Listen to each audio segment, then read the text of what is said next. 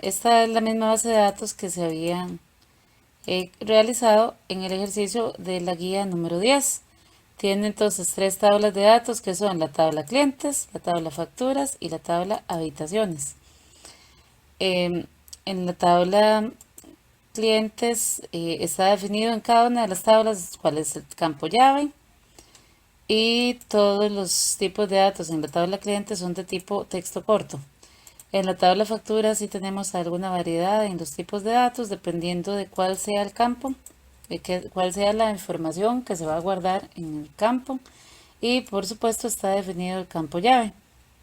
Y en la tabla de habitaciones también tenemos como campo llave el número de habitación y los tipos de datos ahí definidos. En la tabla de facturas tenemos la llave como un campo autonumérico. Y esto se debe a que el número de factura es un número consecutivo. Es como tener un talonario donde vamos siempre llenando la siguiente, la siguiente, la siguiente. Entonces aquí en el campo autonumérico nos va a permitir hacer eso. Vamos a verlo un poquito en vista de diseño. Aquí tenemos varias facturas hechas y vean que yo ni siquiera puedo escribir aquí. Yo trato de escribir y no me permiten. Entonces, en donde dice número de factura, ese espacio y lo dejo en blanco y empiezo a generar la factura correspondiente. El número de habitación lo puedo poner, el número 3 4 voy a poner. En la identificación del cliente puedo ponerlo acá. Los días que va a estar, digamos que son 2 y el monto que tiene que pagar.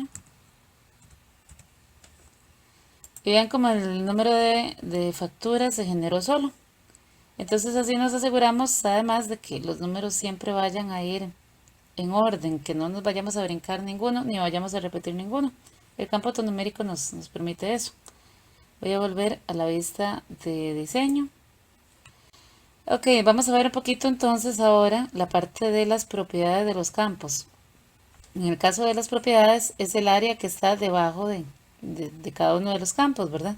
Ahí se ve el subtítulo que dice propiedades del campo.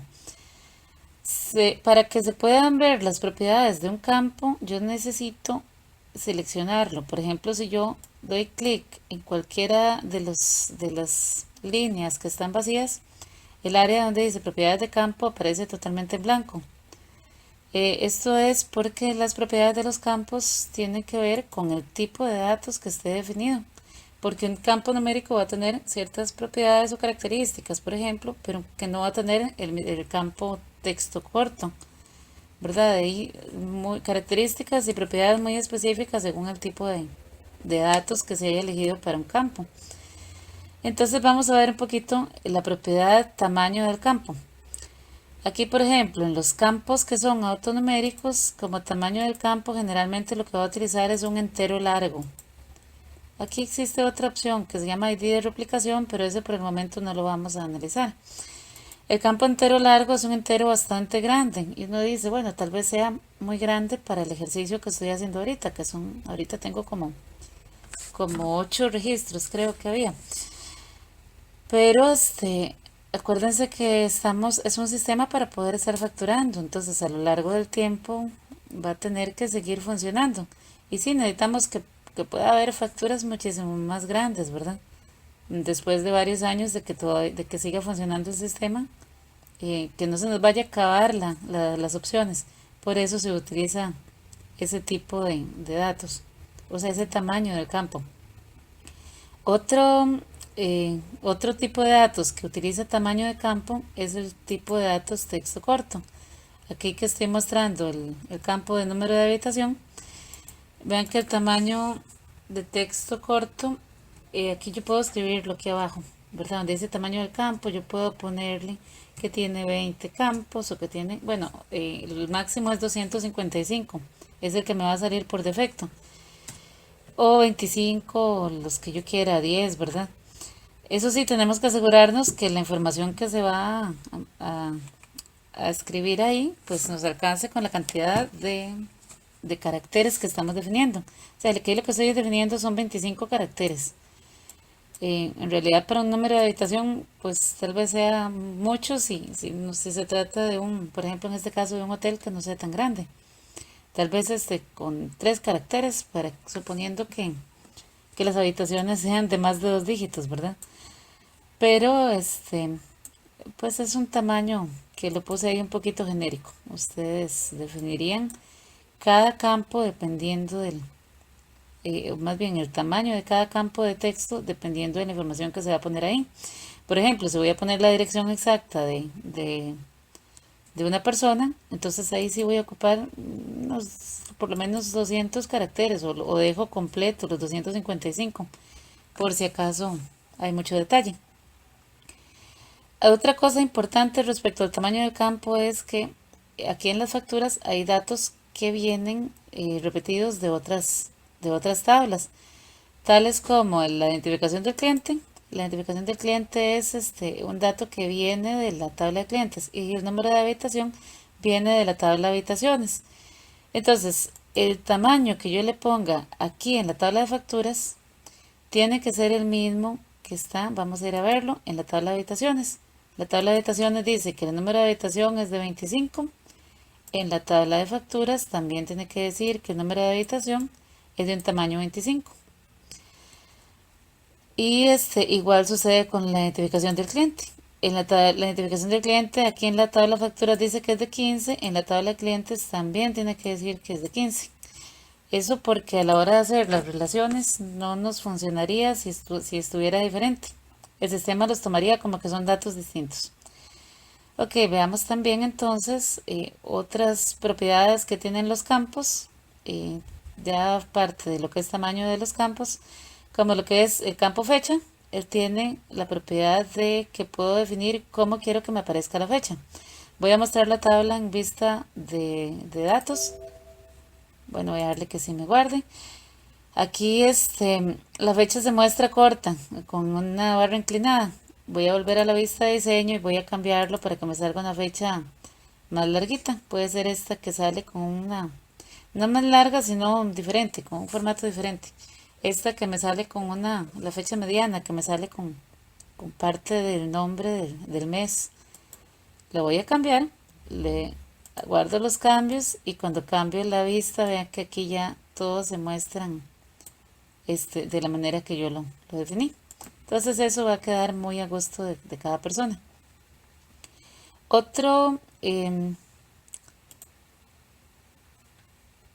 otro campo, bueno, en el caso del tamaño de los campos también, los números, podemos recordar, en la guía número 8 estaba que los tamaños de los campos numéricos no son, yo no lo voy a definir por un numerito, lo voy a definir por un nombre. Entonces teníamos, cada uno de estos nombres nos daba hasta dónde podía llegar cada número y si permite que tenga decimales o no. Entonces, para números bien pequeñitos, un byte; para números un poco más grandes, entero o entero largo, pero sin decimales. Y los que siguen, sí pueden contener decimales. Entonces, ahí, dependiendo del caso, lo vamos a ver. Eso lo analizaremos según cada ejercicio, en donde necesitamos que el número sea más grande o más pequeño. En el caso de los números que están en este ejercicio, son números bastante pequeños, así que yo los voy a manejar como byte. Es más que suficiente, porque no vamos a tener más de 255 días en una misma factura. Y en otro número que se encuentra aquí en la tabla de habitaciones, cantidad de personas, tampoco vamos a tener más de 255 personas, más bien, generalmente es muchísimo menos. Em, Vamos a ver qué otros datos nos quedan. Bueno, aquí en el campo moneda, lo que tenemos definido, otra propiedad que tenemos es lo que es el formato de la moneda. Yo puedo mostrar que salga como colones, que salga como euros u otros formatos eso sí, que estén configurados en la computadora que tenga en ese momento. Entonces, bueno, por aquí lo tengo como dólares y entonces vean que al yo mostrar la vista de hoja de datos, de una vez me va a salir el simbolito de dólares con los decimales ahí en el monto. En este caso, la moneda, aunque yo no le diga que tiene decimales, automáticamente ella tiene. Ese es un tipo de datos numéricos con decimales. ¿Y qué me faltaría? Ver un poquito el asunto de lo que son los campos requeridos. Todos los campos llave son campos requeridos. Voy a mostrar aquí en la tabla de clientes. Yo pongo identificación de cliente. Con solo que tenga la llavecita, aquí me va a salir que el campo es requerido. Si yo lo trato de cambiar, no se cambia. Se quedó como sí, ¿verdad? Aquí aunque yo escoja la opción que dice no, él no se puede cambiar porque es una llave. Las llaves siempre van a ser obligatorias porque son para identificar a los registros. Pero en otros campos, como el nombre, el apellido, etcétera, yo puedo cambiarlo, yo puedo ponerle que no sea requerido. Y entonces vean que aquí ya quedó, que no es requerido el nombre. Entonces, ¿qué es lo que vamos a analizar aquí? Bueno, que el campo será tan importante para ponerlo requerido o no, porque si no lo ponemos requerido, podría ser que el usuario lo deje en blanco. Entonces, yo puedo facturarle a un cliente sin saber cómo se llama. En un hotel tal vez sea algo que no conviene. Tal vez en otro tipo de negocio no importaría mucho. Pero en un hotel sí necesito el nombre, necesito el apellido, por lo tanto lo pongo requerido. La dirección, ¿verdad? Por lo menos una dirección básica, no necesito tal vez la dirección exacta, pero al menos el provincia de donde viene o país incluso. El teléfono, quizás el cliente dejó algún objeto perdido, quiero volver a contactarlo, entonces necesito ponerlo requerido. Pero hay un campo que se llama tipo de cliente, entonces puede ser que sea un cliente nuevo, en realidad todavía no le hemos designado algún tipo, ¿verdad?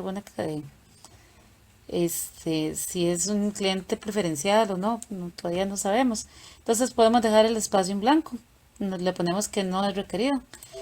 Entonces vamos a llenar un cliente nuevo. Vamos a poner 7755. Se llama Ana.